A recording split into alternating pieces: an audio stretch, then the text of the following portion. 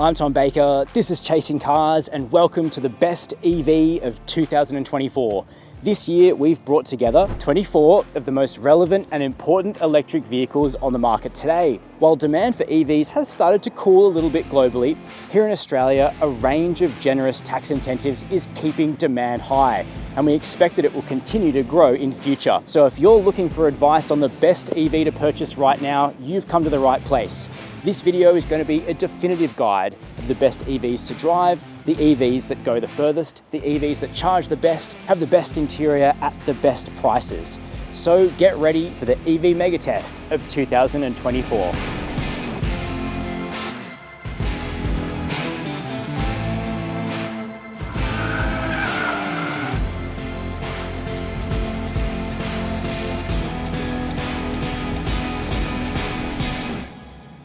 Chasing Cars, honest reviews of your next car. Brought to you by Budget Direct. First up, the key rule of this mega test. To keep things relevant, we've instituted a pretty strict price cap, which is Australia's luxury car tax threshold. Currently just above $89,000 plus some additional expenses. So every car here hits the road for less than $100,000 drive away. That's why you're not going to see any Porsche Taycans running around, even though that's an EV that we love very much. Within the group, we have three price categories. Below $60,000 drive away, between $60,000 and $80,000 drive away, and $80,000 drive away to the threshold. Why the insistence on that threshold? Well, that's the cutoff for some pretty generous federal tax incentives in this country. This mega test drops just before a wave of new EVs, particularly from China, arrives in Australia. The winners of this video won't be able to celebrate for long as they'll face tough challenges very soon. So what can you expect from this video? The rules are simple. Every EV here will be tested on a fixed energy consumption loop to nail down their real-world efficiency and range. All cars will face our signature Chasing Cars performance tests for braking and acceleration, plus thorough testing of their interiors, value, and most importantly, how they drive on real Australian roads. Our judges and support staff are brand and technology agnostic, dedicated to bringing you independent insights to help you choose the car that's right for you. And this being an EV mega test, well, there's only one place to start. While many EV buyers plan to charge their vehicle at home, we know not everybody has that convenient facility. So independently assessing the range and charging capabilities of these vehicles is paramount. We have a range of capabilities on this test, from slower charging cars to charging monsters with 800-volt platforms, and Teslas that retain a higher level of access to that company's supercharger network. So with that in mind, let's take a look at the real-world range and charging capability of these cars. We tested all EVs here on the same loop, simulating everyday driving between 50 and 80 kilometers per hour. The results inform not just realistic efficiency and range results, but also how many genuine kilometers you'll recoup in a charging session. How was the efficiency of our under $60,000 category? The BYD Dolphin nailed it with best on megatest miserliness of 15.1 kilowatt hours per 100 kilometers, with the Kona almost as frugal. The MG4 was less impressive, returning 17.6. You know you aren't buying the longest range cars at this price, but only the Dolphin broke the 400 kilometer barrier. Our base model MG4 really scraped by with 289 kilometers, but in fairness, you can option larger batteries. Charging times in this segment are generally slow. The Atto 3's fast charging claim is a long 45 minutes, though the Megane stands out among the affordable options, delivering a realistic 261 Ks in just 30 minutes on a rapid charger. Spending more to jump into our next category buys you a lot more range. The Cupra Born was a star, achieving 470 kilometers, thanks to 16.4 kilowatt hours per 100 kilometer efficiency. Tesla's Model 3 matched the Born's economy, albeit with a smaller battery for a range of 457 Ks. The thirstier BYD Seal stretched that to 458 thanks to a bigger pack. The base Ioniq 5 sipped power at 15.7 kilowatt hours per 100 Ks, but managed just 344 kilometers with its small battery. Meanwhile, the Volvo EX30 gulped 21.1 to return a poor 303 kilometers, and the Toyota Subaru Twins fell under 340 Ks. Charging was quicker at this price. The 800-volt Ioniq 5 needed 17 minutes to replenish a real 241 kilometers, while the Model 3 added a big 320 Ks in under half an hour. Surprisingly, the most expensive cars were neither the most efficient nor the longest range. The BMW iX2 drank a worst on test 22.3 kilowatt hours per 100 kilometers to deliver a painful 290 Ks real-world range. The single-motor BMWs did better, although the i4's 351 kilometer range was only just acceptable. The refreshed and now rear-drive Polestar 2 impressed, with a light-footed 17.8 kilowatt hours per 100 Ks for a 444 kilometer range, while the Volvo XC40, Kia EV6 and Hyundai Ioniq 6 also drove further than 400 Ks. Our loop was tough and urban stop-start driving would boost range. Still, anything under 350 kilometers was a concern for our judges unless bigger batteries were optionally available. Charging? The Ioniq 6 and EV6 really aced it. A 16-minute ultra-rapid session with either car would add nearly 290 Ks of range, showcasing the power of 800-volt platforms. Next up, performance testing. Bragging rights are one thing, and we do have some seriously quick vehicles here. But at Chasing Cars, we place very high importance on real-world braking, how quickly these cars can stop from 100 to 0, and we also independently record 0 to 100 and quarter-mile times. Let's explore those now. Let's dive right into the numbers. Like all of our performance testing at Chasing Cars, each result is the best of 3 runs. We'll start with our sub $60,000 cheapies, relatively speaking. The Renault Megane impressed with a sharp 6.99 second 0 to 100 km/h sprint and a 14.88 second quarter mile with a trap speed of 154 km/h. That's quick for the price. The BYD Atto 3 and Dolphin plus the MG4 weren't far behind it in the mid-7s. At the other end of the cohort was the modestly powered Hyundai Kona with a 9.3 second sprint. That said, a sub 10-second run would still see you win the traffic light drag race against most dual cab utes. Braking, mixed results. Speaking of dual cabs, the BYD Dolphin might be a light hatch, but its appalling 43.77 meter best stop was pickup-esque, with the Atto 3 and Megane also in the 40s. The Kona and MG4 still weren't great, but they fared better in the high 30 meter range. Moving on to the $60,000 to $80,000 category, here Tesla really flexes. The Model 3 long range obliterated the field with a blistering 4.38 second 0 to 100 time and a seriously prompt 12.47 second quarter mile at a trap of 178. The Model Y long range wasn't far off either. In this category, the base Ioniq 5 was the slowest at just over 8 seconds. Quick accelerating standouts like the Volvo EX30 sprinted hard, but BYD Seal stumbled on braking, taking over 40 meters to stop. Meanwhile, the Cupra Born demonstrated stellar stopping power, requiring just 37.14 meters to halt from 100. None of the cars in the top price band could match the Teslas for pace, but the all-wheel drive Hyundai Ioniq 6 wasn't far behind with a 4.78 second 0 to 100 time and a 12.9 second quarter mile. BMW's i4 and iX2 hit the mid-5s with solid sub-39 meter braking, but the iX3 struggled to stop quickly, weighed down as the heaviest car here. Meanwhile, the Kia EV6 nailed braking for a best on Megatest 36.23 meter effort. By contrast, both Mercs felt sluggish for both stopping and going, hovering in the 8-second range for acceleration and requiring over 40 meters for braking. With the quantitative testing out of the way and clear results for range, charging, acceleration and braking, it was time to get out and drive the cars while considering their dynamics, interiors, price point and value. First up, the 8 EVs that impressed us the least. Last year's small SUV Megatest winner, the BYD Atto 3 faced tougher rivals here. With a price just over $50,000 drive away, it offers decent value, a comfortable ride, and unique interior. BYD has improved the Atto's connectivity, but the Atlas tyres lack grip and braking performance is weak. Though a price cut has helped, the Atto 3 struggled to fend off more impressive affordable EVs. While Tesla excels at making improvements over time, the Model Y hasn't yet seen a major refresh, unlike its Model 3 sibling. The Y's spacious cabin, excellent cargo space, and strong value stand out, but the ride quality seriously lags behind rivals, even with last year's comfort suspension update. Twitchy, high-speed steering further dampened our confidence. A rumoured 2025 upgrade should elevate its appeal, but for now, the Model Y feels underdone. As Toyota's first full EV, the BZ4X is a decent car with good comfort, handling, and plenty of familiarity for Toyota hybrid owners. However, poor range, mediocre interior packaging, and bad repeated fast charging performance evince a serious lack of ambition by a brand that once led in automotive electrification.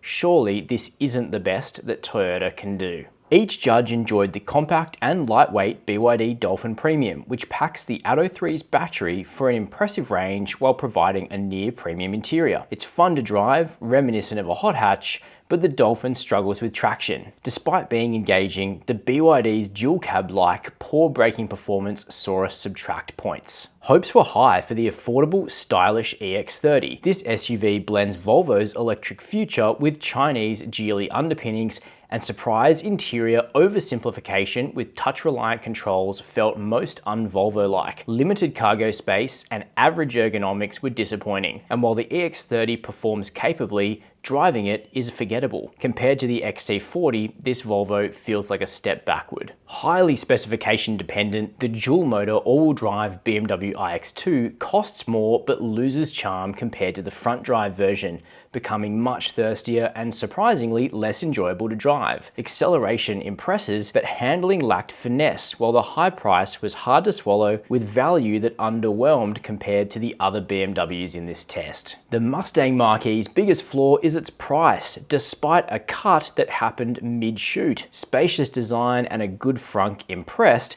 but interior fittings just weren't premium. Base rear-wheel drive performance is adequate, but Mustang branding sets expectations that aren't met by this trim grade. Heavy, with firm ride quality and seat comfort problems, the Ford just isn't quite there. With newly added range, the Mercedes EQA 250 Plus offers an entry-level Benz EV for under $90K, compelling for a premium buyer. While stylish, the EQA clearly trails the polished dynamics of BMW EVs on test. Wooden brake pedal feel, sluggish power, and average handling resulted in a subpar driving experience.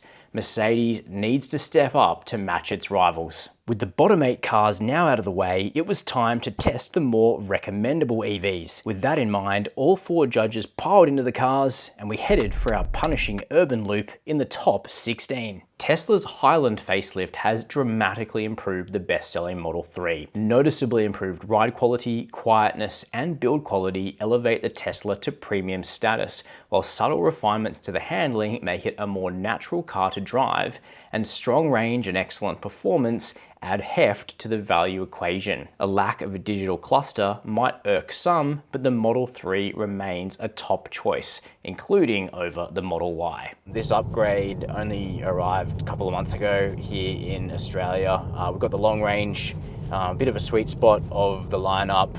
You get a bigger battery, obviously longer range, and you get dual motor with stunning performance. This is the quickest car on test. The ride is much better than any Model 3 or Model Y I've driven before this. One thing I noticed about this car when I was driving it is, yeah, just the power, it almost feels like effortless.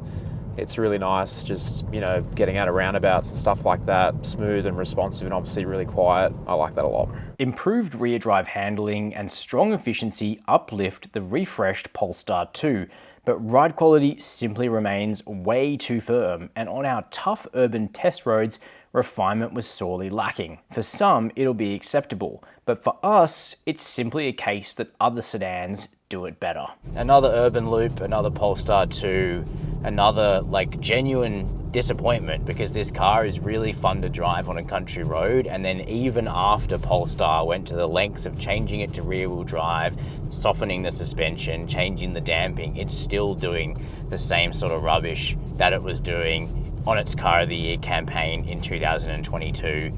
Tummy jiggle, pitter-patter, suspension rumble, it's crashy from the front end. There's no other way to put it. Yeah, I can't really tell if it's the sound of the front suspension and the booming or the rattle behind Oleg's shoulder, or it's the sound of the Polestar 2 falling down the standings as we speak. Our full-spec Hyundai Ioniq 6 all-wheel drive impressed with great acceleration, handling, and rapid charging. Yet, a number of cheaper competitors have now dimmed our reigning car of the year's shine. Balanced dynamics and easy controls remain standout features, but value could be better, and this top-of-the-line spec isn't the sweet spot. So we're in our reigning car of the year, the Hyundai Ioniq 6, except that the one we've got on this test has 20-inch wheels, the biggest that you can get. And it definitely affects the ride, particularly on broken up urban stuff like our loop. The ride is just middling, I actually think. I think the game's moving on quite quickly, and the release of some new electric sedans / liftbacks, like the facelifted Model 3, like the i4, is kind of catching the Ioniq 6 out a bit. I don't think the ride's as good as I remembered. If you like the Ioniq 6, as we do, keep it very simple. Just go for an absolute base model. That's where a lot of the charm is in this car. Ergonomically, I quite like you've already mentioned the ginormous rear seat space, but it's also quite comfortable. The armrest over here is really, really good. So, although the sloping rear roof line at 6 foot, it's a bit tight. The superb i4 shows that BMW seriously considered how to get electrification of a 3 Series sized vehicle right the first time.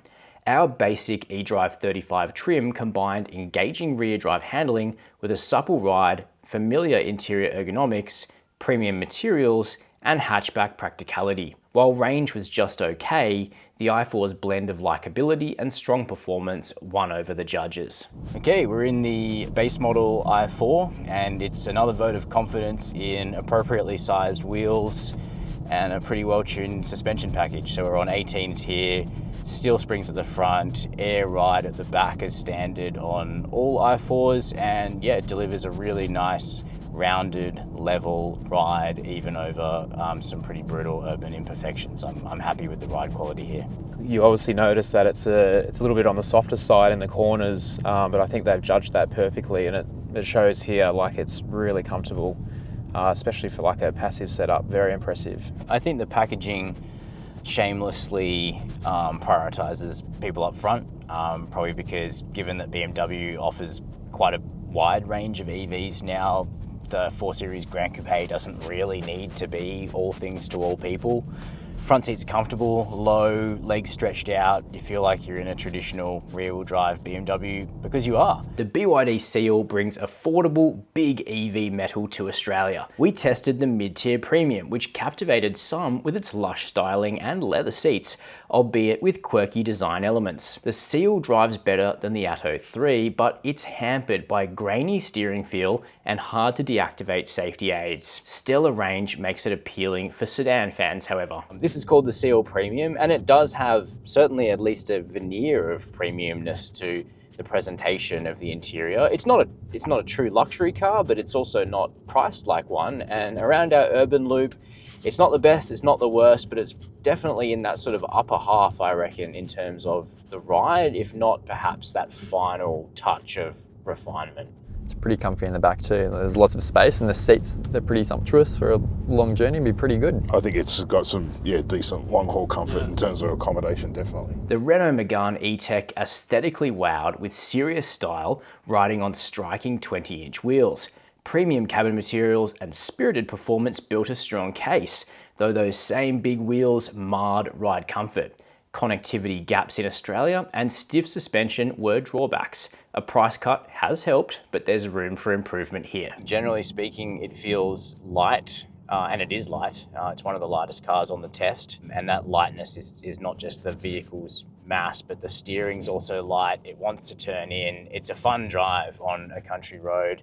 Kind of wish it was rear-wheel drive in a way, even though, you know, famous Meganes have always been front drive. It's a pretty satisfying car on a country road, but I think the 20s, it becomes a bit tiring. There's a lot of like French flair going on inside, and sort of design interest, curious details and stuff like that. So if you're into your French cars, you won't be too disappointed. Returning to our urban loop, the Cupra Born combines hot hatch dynamics with Volkswagen Group refinement. Despite being undercut on price by the MG4, its quality shines through in top-notch steering, ride, and seats. Yet Australian models lack key connectivity features and the rear suspension feels stiff. The Born is promising, but pending updates will improve this model further.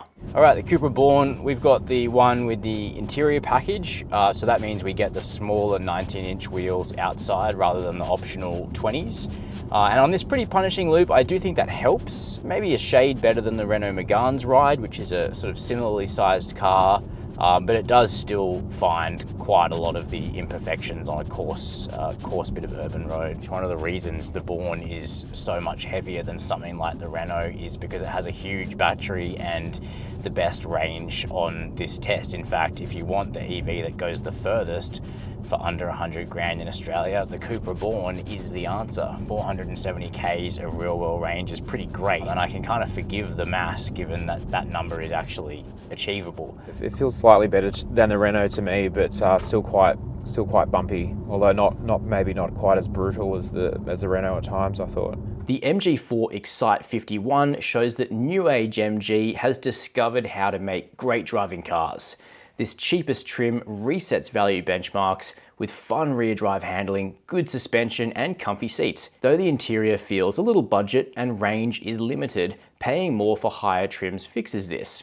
MG has outdone Volkswagen by offering refined Golf-like electric motoring for under $40,000. Okay, the cheapest car on test, the base model MG4.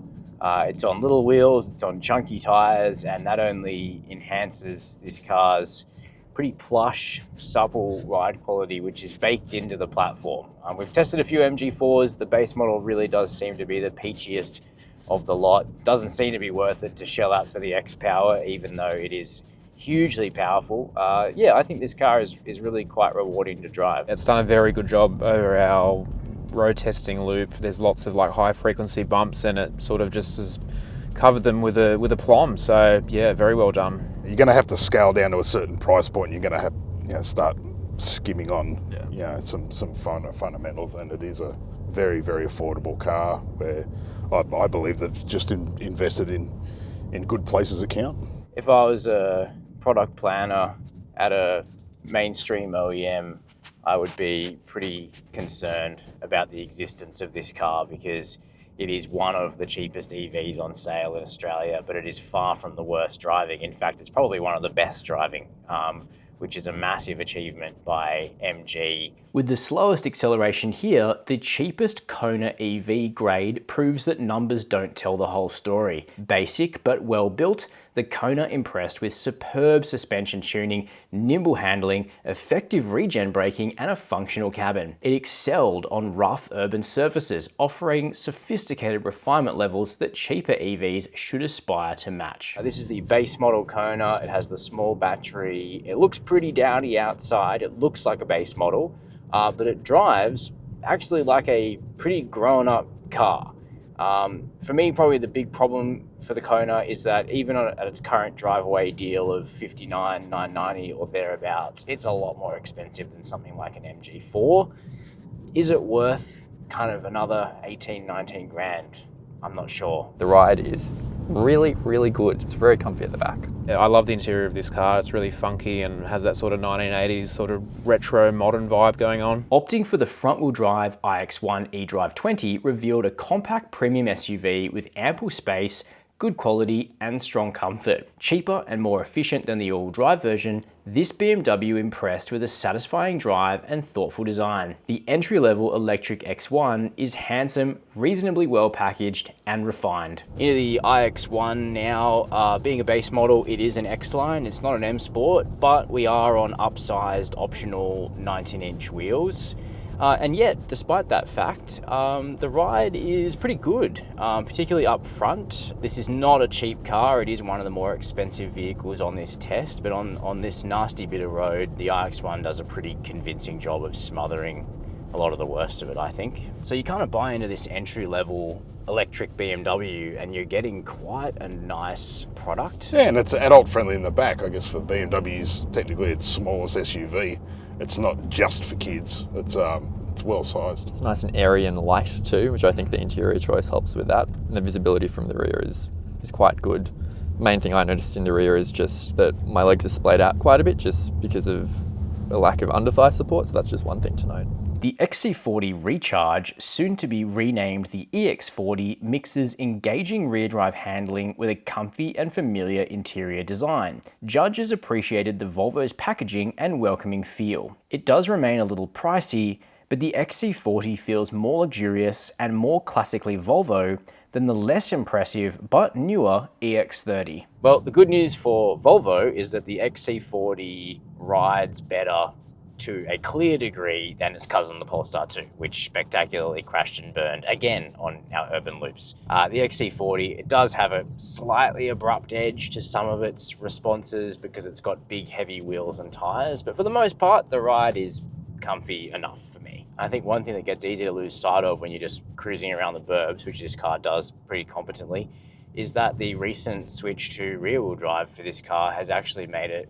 reasonably fun to drive actually on a country road, and considerably more fun to drive than the also rear drive EX30. I'm a pretty big fan of it overall. It just feels like it's got a nice understated class to it, and in the back seat, plenty of room, comfy. I like it. Yeah, I think when the internal combustion version of this car came out, everybody absolutely loved it. And now that there's an electric powertrain and everybody still loves it for all the same reasons in a way, it's just like fundamentally a really good car, and yeah, it still is. Electric's made it even better. BMW's iX3 defied expectations at launch with an amazingly refined ride quality and surprisingly fun rear-wheel drive handling. The smaller wheels of the M Sport model on test enhance comfort, while physical interior controls offer a level of usability now rare in new EVs. The iX3 is well built, serenely quiet, and practical, proving that an older platform can result in a polished offering. Okay, we are into the most expensive and heaviest vehicle in this field, the BMW iX3. And across our really tough urban loop, it feels like it's worth every cent. It has an incredible ability to round off some shocking bumps on the loop that we use. It's got a combination of smaller wheels than the regular iX3, and it's got adaptive dampers, and the tuning is exceptional as well. It's riding brilliantly. It's built on the higher end cluster architecture platform. It's rear wheel drive. The build quality is exceptional. The packaging's good. And we still have BMW's old redundant controls for climate and audio. It's well sized for a family of 4 or 5. It's easy to drive, light to drive, and it just feels like a rich luxury product, which is, you know, what you want when you're spending a little over $90,000 drive away. But even at that price, I actually think there's quite good value for money here too. It's for my money, this is really the most grown-up SUV in the field, probably the most grown-up car in the field. It's just it just feels premium, solid, feels rich. It's a real step up in almost everything to me too, against the vehicles that we've tested on this loop so far. The Benz EQB offers rare 3-row seating for an EV, with usable space for smaller children in the 3rd row. Good practicality aside, sluggish performance, artificial brake feel, and limited driving range detract from the package. Still, for its 3-row flexibility, the boxy EQB holds appeal within its segment. To be honest, the Mercedes EQB kind of fascinates me because Mercedes Australia have thrown quite a lot of spec at the 250 plus to get it under the luxury car tax threshold and be attractive. So it gets a 3rd row. It's the only car in this test with a 3rd row. And that automatically gives it a level of pragmatism that I quite like. Test drive one of these and then go and drive an iX3 and you will see the clear as day difference in build quality, but especially in the way that BMW has been able to combine comfortable ride and really good body control. The EQB doesn't ride that badly, but it throws itself around on its axles and porpoises quite prominently, which jiggles the occupants around. That's not a problem that you have in any of the BMWs on test. I definitely agree with that. Like in the rear, it's just having been in the iX3 recently, it doesn't feel as substantial as that car with any of the materials that you touch, and the general feeling of build quality as well. Jointly developed with Toyota, the Subaru Solterra hedges EV bets rather than looking to lead. we chose the base all-wheel drive grade, which offered good dynamics and a better ride than the BZ thanks to smaller wheels. Middling urban comfort though, and a lack of standout features make it a tough sell against rivals. We sent the Subaru Solterra through to the final stage of our mega test to do urban driving loops because you do get dual motor all-wheel drive for only a little bit less money than Toyota's base model front drive BZ4X. And there are some likable things about this car. Good seats, it's decent enough to drive on a country road, and it has a familiar interior. Unfortunately, it's a little bit flawed for the kind of urban driving that you do quite a bit of in this car. So when you combine that sort of surprising lack of ride comfort, even on 18-inch wheels, with the fact that the Solterra and BZ4X both share really mediocre EV specs and kind of high pricing, you know, it just sort of feels like a bit of a phoned-in effort, really.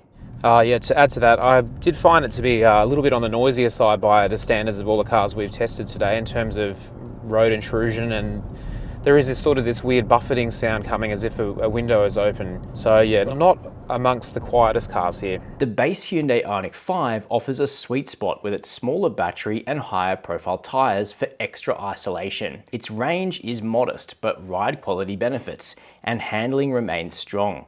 While slower, the simplest Ioniq 5 is still quick enough for many. It's spacious, but value is a question mark, with the Ioniq 5 seeming pricey compared to rivals even in this stripped out form. But what is it like to drive? Yeah, the Ioniq 5 continues to be really likable from behind the wheel. It's got a very light kind of feeling to the control surfaces. There's heaps of visibility. It's very airy. It's not a particularly sporty car, and I don't think it needs to be. It just offers a pretty relaxed, comfy demeanor, and the ride on the smaller wheels of this base model is pretty impressive, actually. Yeah, I always thought the Ioniq 5 was just, you know, really a bit of a leading light for EVs in Australia, and a super impressive car. And I really like the fact that they've kind of made it a little bit more modest, a bit more affordable. And you know, I think you start with a great starting point. It's kind of where this car needs to go. So good work, Hyundai. The Kia EV6 is a fun driver's car with loads of space, strong dynamics, and very rapid charging speeds. Yet, high prices challenge its value claim. While the EV6 strengths do make it compelling, it feels overpriced for a mainstream EV, even despite the long 7-year warranty. Well, it's definitely getting to the end of the day now. We've had to put the interior lights on, and we're all getting a bit hungry, but we're here with our last car, the Kia EV6. And finishing on a high, I would suggest, because the EV6 continues to be one of the best driving EVs under the luxury car tax.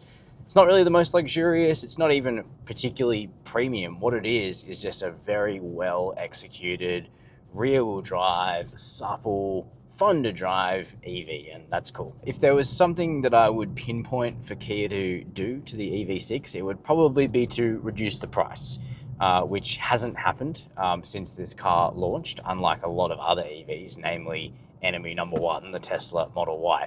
The EV6 is miles better to drive than the current Model Y, but while it remains considerably more expensive, it's been difficult for this car to find its audience, and in a way, that's actually a big shame. Before we reveal our 3 winners and Gold Star cars, including the overall victor, it's worth reflecting on the state of the EV market right now. While demand for EVs ebbs and flows with both incentives and the release of impressive new cars and technologies, it's clear that Australian and global consumers finally have a huge amount of choice, and that's before a whole new wave of cars lands on our shores soon. Competition, as well as some Australian federal and state subsidies, have conspired to incentivise manufacturers to cook up some amazing EV deals for less than 100 grand. And you can tell that some legacy manufacturers have coped better than others in quickly readying a range of electric options at lower price points. In this mega test, more than most, there was a chasm between the best and worst driving cars.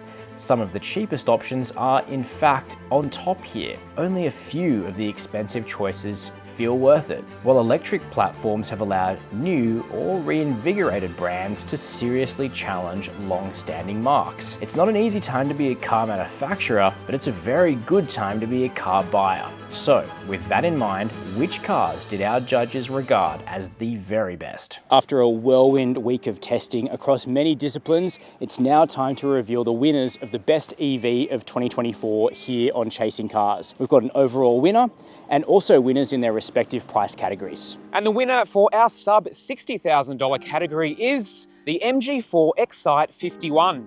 The MG4 sets the benchmark for affordable electric motoring in Australia and proves that electric cars don't need to cost a small fortune. Its rear drive dynamics are far better than they need to be, making this car surprisingly fun in the corners. On our urban loop, while it wasn't the quietest electric car here, it impressed over the bumpier patches with very well-tuned suspension. Efficiency and range are decent for the price, while the MG4 got a pass in our emergency braking test. Affordability is an obvious theme in the interior. However, it's still a roomy, comfortable, and reasonably well-appointed place to be. On the whole though, the simple, honest MG4 is just eager to please long after you've left the showroom. It is such good value, it puts all other EV makers on notice. Our winner for contenders over $80,000 is the BMW i4 eDrive 35 Grand Coupe. For pure driving enjoyment, it really was the i4 first and then daylight to all of its competitors. But the big surprise was when the $5 liftback was loaded 4 up on our urban loop. It proved comfy and spacious with one of the most supple rides of the entire field. This entry-level rear driver just sneaks in under the LCT threshold. And it's neither as quick as Tesla's dual motor Model 3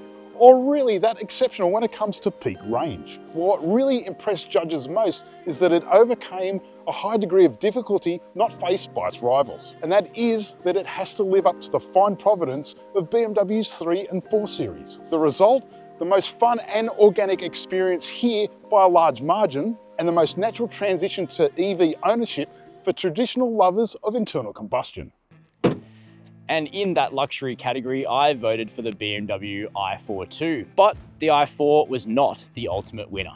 The best EV of 2024 is the refreshed, upgraded Tesla Model 3. Known in some circles as the Model 3 Highland, this midlife update to the Tesla Model 3 is a comprehensive upgrade of every part of this car. But in particular, its driving dynamics have gone from just average in terms of ride and handling to among the best in this test, while the price continues to be incredibly compelling for the amount of car that Tesla sells you. The Model 3 now has a distinctly premium tinge to it, particularly inside, where it picks up more refinement, a quieter cabin, and niceties like cooled seats. Meanwhile, the ride quality has really improved, either on country roads or on our punishing urban loop. While Tesla will even sell you this incredibly powerful and accelerative dual motor long range version for much less than some of the single motor EVs on this test. While there are luxury cars such as the i4 that are even more fun to drive and even better finished, at this price there is simply no beating the Tesla Model 3. Which is why it is the Chasing Cars best EV of 2024 and the ultimate winner of this mega test. Well, those are the winners, but as always, we name a number of gold stars in our mega tests for eminent achievement. The BMW iX3 won for all-round ability, excellent ride quality, and great practicality. It's even almost as fun to drive as the i4. Not quite. The BMW iX1, also a tremendous little premium EV, really shaded the Mercedes and Volvo product here on all-round ability, gold star. The Hyundai Kona base model, not the cheapest, but again, all-round ability, great to drive, rewarding, well packaged, really well made. The BYD Seal, great price on this car, even more affordable than the Model 3 that we had on test here. Excellent range, BYD's improving quickly. And finally, the Cupra Born. This little electric hot hatch delivered the best range of any car on test. Even though it is very fun to drive, its surprise packet is that it is a road trip warrior, this car, so a deserved gold star. So those are the results of our best EV of 2024 mega test. We love mega testing here at Chasing Cars, really getting down into the detail and letting the best cars rise to the top. exactly what happened here. These events are enormous undertakings to put on. We love doing it. They wouldn't happen without our team. We've done our bit. Now it's over to you. What do you think of the results of this mega test? Perhaps you've bought one of these cars. Let us know down below in the comments how it's going for you. Make sure you share this video with anyone that might find it useful if they're in the EV purchasing space at the moment. Hit subscribe so you don't miss our future mega tests and car reviews. And as always, thank you for watching Chasing Cars.